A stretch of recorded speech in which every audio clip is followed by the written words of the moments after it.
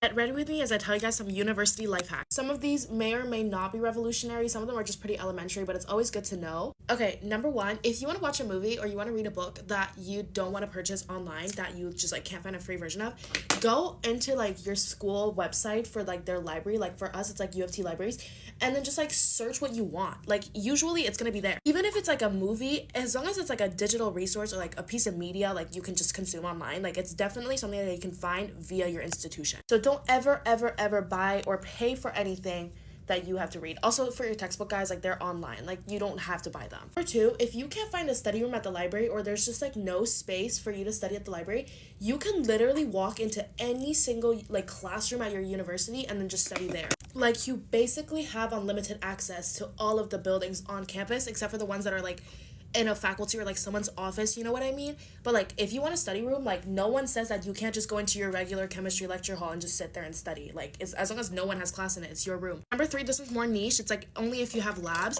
but in chemistry labs they will require that you buy your own gloves. You bring your own gloves to lab. However, in bio, although we're not doing anything major, they supply the gloves for you always. So instant life hack, guys, go to bio, steal the gloves, bring them to chem. That's literally what I do. I'm not gonna admit to any criminal behavior online, but I can tell you guys that I have an endless supply of chemistry gloves. Also, y'all paid for it in your tuition. Okay, number four, if you want like white pieces of paper or like A4 sheets of paper to like write on a daily basis, like I don't know, I always end up using A4 sheets of paper.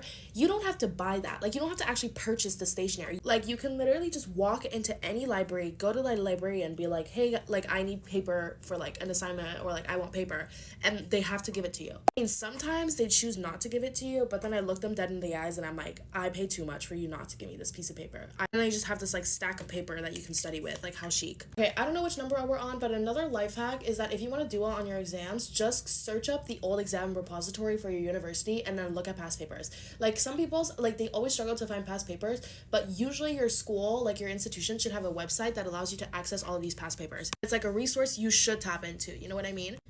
Also, y'all, this barely counts as a life hack, but like if you're a student, you have a student card. Like go get your student discounts. Sign up for SPC whenever you go to a place. Ask if there's a student discount. Use your student advantage. Like use the student card, because you're basically never gonna be a student like this again, you know what I mean? Okay, this one is much less of a life hack, more of like an FYI, but if you're not in any clubs at your university, like just follow them on Instagram anyway, because a lot of the times the club posts like review session or like events, and like although you may not be like in the club, just following them is like good enough to give you that like exposure so that you know what's going on. For instance, I'm not a part of like PTSA, like the Pharmacology Student Association, but like they post review sessions and then I'll just go to the review sessions like that they host, and it's good because it's like extra practice. And like although I'm not a part of it and I don't get like weekly newsletters, I just follow them on Instagram and I'm like, okay, wait, yeah, like this is good, there's like a review session. Lastly, this may not seem like a life hack, it's more of like something you just should do, but like guys, go to office hours, because if you go to office hours and you're confused about like lecture content,